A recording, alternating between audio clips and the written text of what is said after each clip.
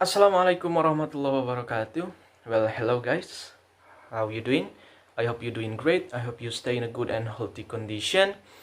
I'm Hendriana. My ID number is 182122071. In this video, I would like to invite you guys to join me to learn about grammar. Alright, before continue to the video, I would like to inform you guys the method or techniques that I use to teach the grammar in this video. So I will use direct explaining or explicit approach. Why? Through this method, explain a grammar rule directly using the student's mother tongue is not only easy for a teacher, but also allowing students to contrast an item of grammar in English with an item of grammar in the student's own language. So certainly in class, when the students already have learned some, for example, structures in other language about grammar, it is usually possible to build on what they already know to introduce a new grammar point. So let's continue to the video. Our subtopic today is all about can and could.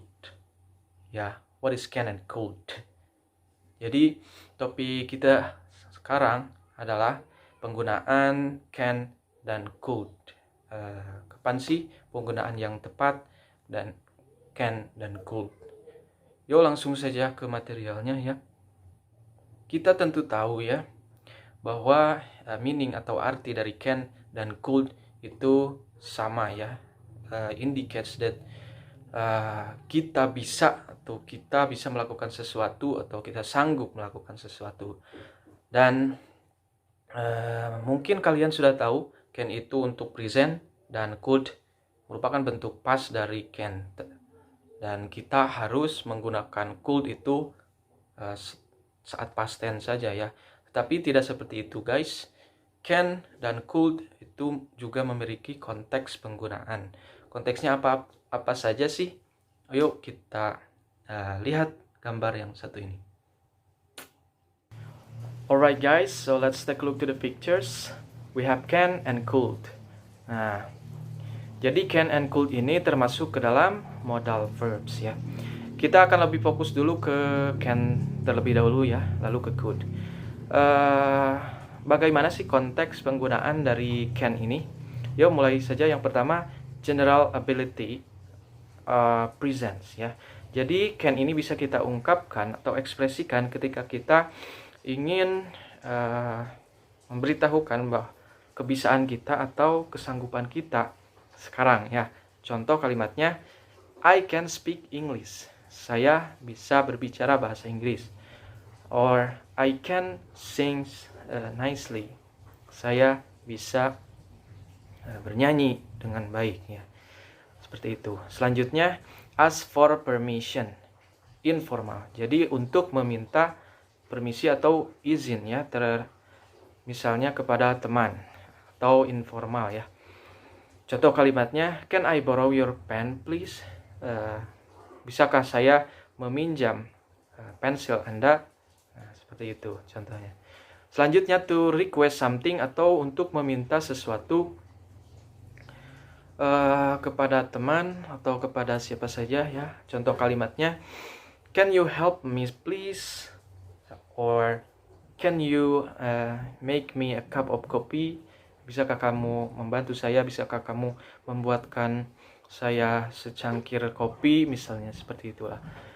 Yang selanjutnya possibility atau kemungkinan. Contohnya seperti apa? It can get very cold there at night.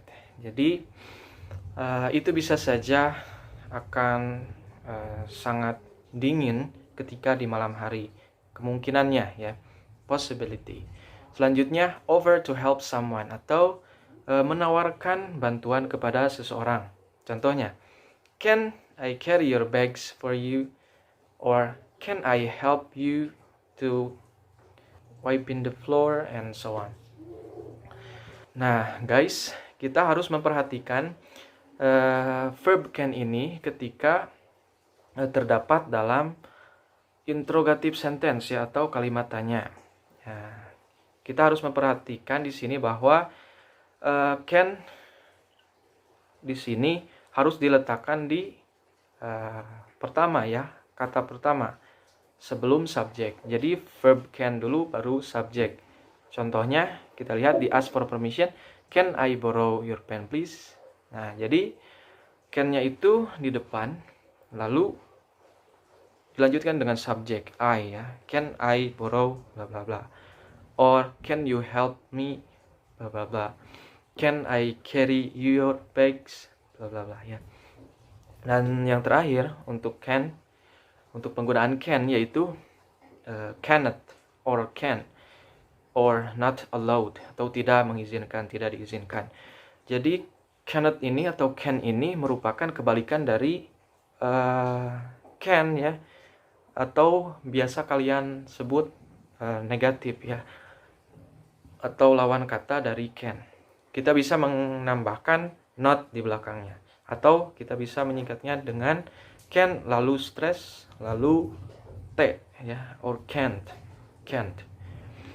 Untuk contoh kalimatnya, you cannot smoke in this room. Kamu tidak bisa merokok di area ini. Or you can go to the party. Kamu tidak bisa pergi ke pesta itu. Ya. Itu untuk can ya, konteks penggunaan can. Nah, sekarang untuk could. Bagaimana sih untuk could? Nah, yang pertama itu sedikit sama ya, tetapi perbedaannya bahwa could ini general ability in the past. Jadi mengekspresikan ability kita atau kebiasaan kita, kesanggupan kita, tetapi di masa lalu ya, masa lampau. Contoh kalimatnya, I could play the piano when I was younger. Atau I could run fast when I was younger. Jadi saya bisa bermain piano, saya bisa lari sangat cepat ketika saya masih kecil ya.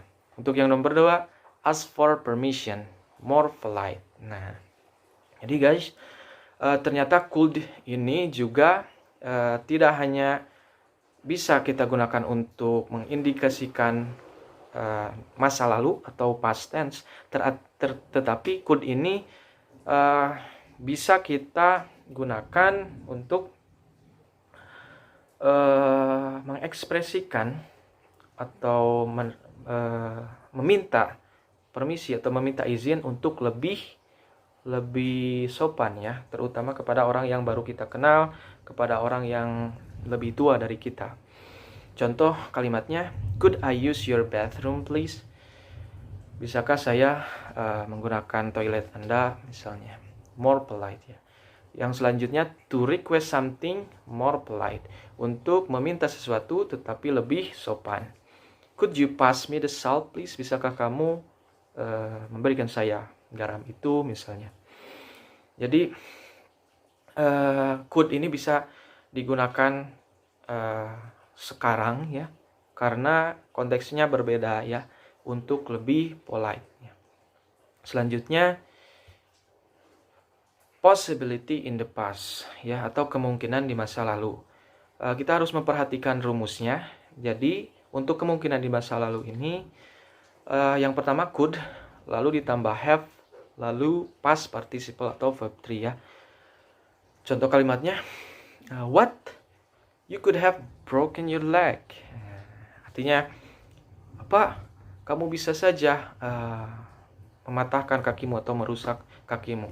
Contohnya ketika kamu bermain sepeda misalnya tidak menggunakan pengaman. You could have broken your leg. Kamu bisa saja mematahkan kakimu atau merusak kakimu lah, mencederai kakimu. Selanjutnya, suggestion when asked what to do. Jadi suggestion ini untuk memberikan sugesti atau saran ya kepada teman. Misalnya, we could go to the movies if you like. We could go to the theater. We could go to the beach in this Sunday, for example. Jadi kita bisa pergi ke bioskop, ke pantai, jika kamu suka ya. Itu untuk suggestion, mensugestikan. Yang selanjutnya conditional of can or would be able to ya. Ini untuk mengekspresikan could tetapi dengan konteks pengandaian atau jika ya. Contoh kalimatnya, if we had some orange, I could make you some fresh juice, or would be able to make you some fresh juice. Jika kita mempunyai jeruk, maka aku bisa membuatkanmu jus jeruk yang segar, seperti itu. So that's the materials for today, guys.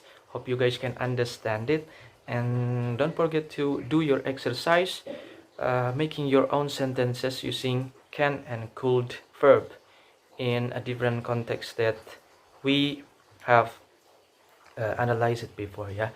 Alright, thank you for joining my video, and see you next time. Assalamualaikum warahmatullahi wabarakatuh.